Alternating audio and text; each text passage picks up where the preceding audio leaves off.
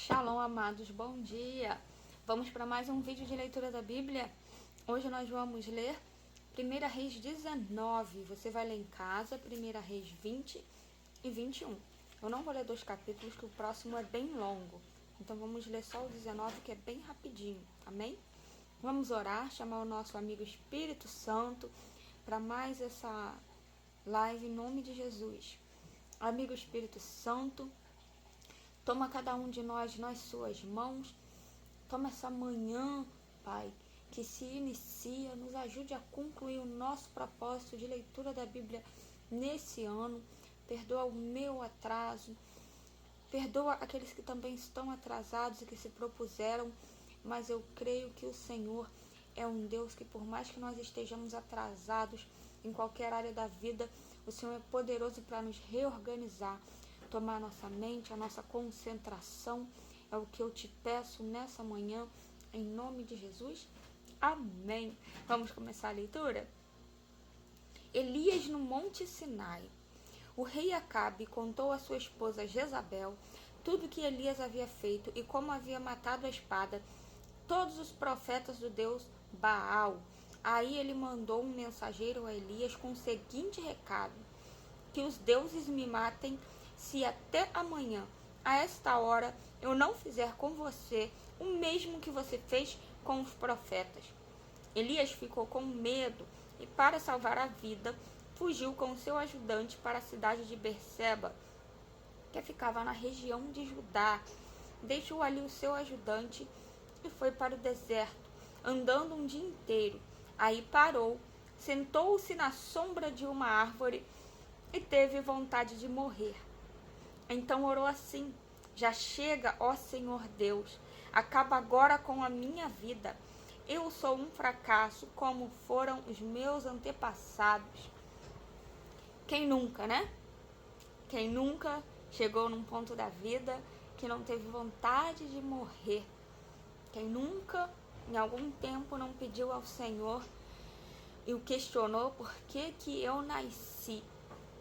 Para quem não conhece a história de Elias, ele foi um profeta muito importante da sua época, e no tempo certo o Senhor o levantou e ele passou a fio de espada os profetas de Baal, como nós lemos aqui. E depois fez um altar para Deus, fez um desafio aos profetas de Baal. Aquele Deus que respondesse com fogo era o Deus verdadeiro. Os profetas de Baal fizeram todos os seus rituais, nada aconteceu. Elias botou água no altar, fez o altar, reconstruiu o altar, pôs água no altar, clamou ao seu Deus e desceu fogo do céu. E o Deus que respondeu com fogo, que é o nosso Deus, mostrou quem era o maior Deus, Deus sobre todos os deuses, amém? E após fazer todo esse feito, ele recebeu uma ameaça de Jezabel, que era uma profetisa de Baal, que tinha muitos demônios sobre ela, e ele se sentiu ameaçado, mesmo sabendo que o Deus dele é o Deus que responde com fogo. E assim nos encontramos muitas vezes, mesmo sabendo que o nosso Deus é poderoso para fazer muito mais do que a gente imagina e do que a gente tem capacidade. Às vezes nós entramos nesse conflito, porque o nosso caráter, ele é testado e ele é provado a todo momento pelo nosso Deus. E existem momentos que é necessário deixar a gente passar pelo vale, porque às vezes a gente está meio soberbozinho, a gente está meio orgulhoso, e ele mostra quem é Deus, não só para os inimigos, que nós não temos inimigos, nossa luta não é contra carne nem sangue, mas às vezes nós precisamos ser provados sim por esse Deus. Às vezes nós precisamos sim que Deus venha com fogo de libertação sobre a nossa vida também. Só que passar pelo vale, passar pela forja, assim como o diamante, para virar diamante ele precisa passar pela forja, assim como o azeite puro para vir precisa a azeitona passar pela prensa, assim somos nós para que o nosso caráter seja refinado. Mas é muito fácil falar, porque passar pela prensa dói. E muitos estão passando na prensa até hoje Porque o orgulho não foi tratado. Que é tão orgulhoso que está na derrota, está na miséria, está passando na prensa, está na doença, está na dificuldade, mas não se deixa tratar. E aí a sua dor vai prevalecendo e vai continuando e vai perpetuando. Deixe Deus te tratar, me tratar. Porque passar na prensa é doloroso. Refinar o diamante é doloroso, é um processo que requer paciência, joelho no chão e ouvir a voz de Deus. Mas passa. Eu já passei por processos, eu já tive perdas, também já tive vontade de morrer, perder minha própria vida. Também vi que as coisas desse mundo não valem todo sacrifício que nós fazemos. Também já fui injustiçada, também já estendi a minha mão e recebi ingratidão. Quem nunca? Mas Deus, ele continua o mesmo. Deixa Deus te passar pelo fogo e seja provado por ele.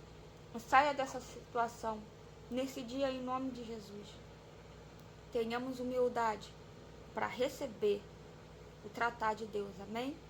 O tratar de Deus não vem só para aquele de fora, não, vem para nós.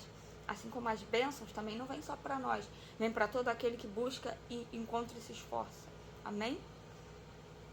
Elias se deitou debaixo da árvore e caiu no sono. De repente, um anjo tocou nele e disse: levante-se e come. Elias olhou em volta e viu perto da sua cabeça um pão assado das pedras e uma jarra de água. Ele comeu e bebeu e dormiu de novo. O anjo do Senhor Deus voltou e tocou nele pela segunda vez, dizendo: levanta-se e coma, senão você não aguentará a viagem.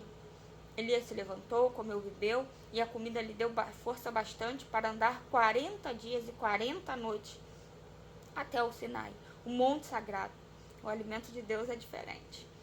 Ali ele entrou numa caverna para passar a noite, e de repente o Senhor Deus lhe perguntou: o que você está fazendo aqui? Elias respondeu: ó Senhor Deus Todo-Poderoso, eu sempre tenho servido a ti e só a ti.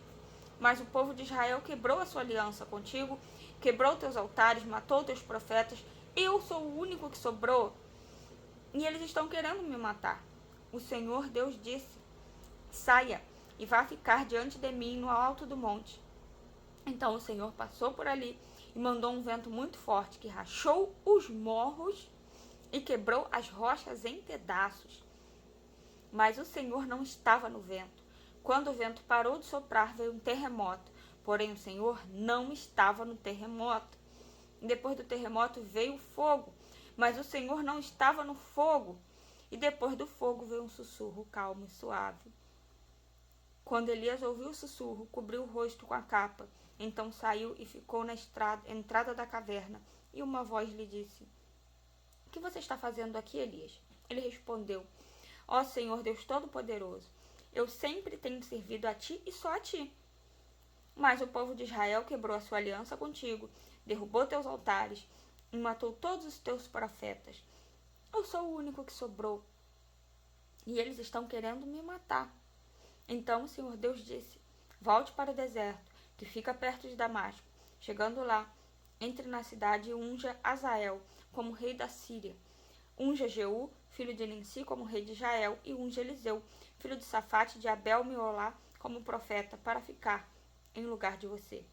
As pessoas que não forem mortas por Azael serão mortas por Jeú, e todos que escaparem de Jeú serão mortos por Eliseu.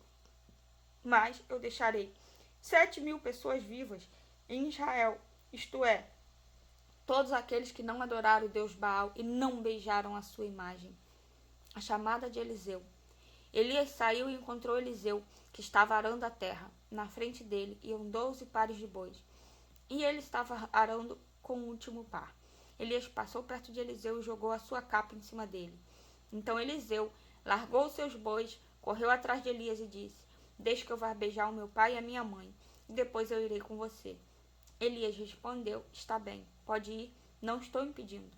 Aí Eliseu deixou Elias e foi até o lugar onde estavam os 2 bois e matou-o. Então fez fogo com a madeira da canga e cozinhou a carne. Depois deu a carne ao povo e eles comeram. Então saiu e foi com Elias e ficou trabalhando como seu ajudante. Amém? Encerramos mais um vídeo de leitura da Bíblia. Lemos 1 Reis 19, leia em casa 1 Reis 20 e 21.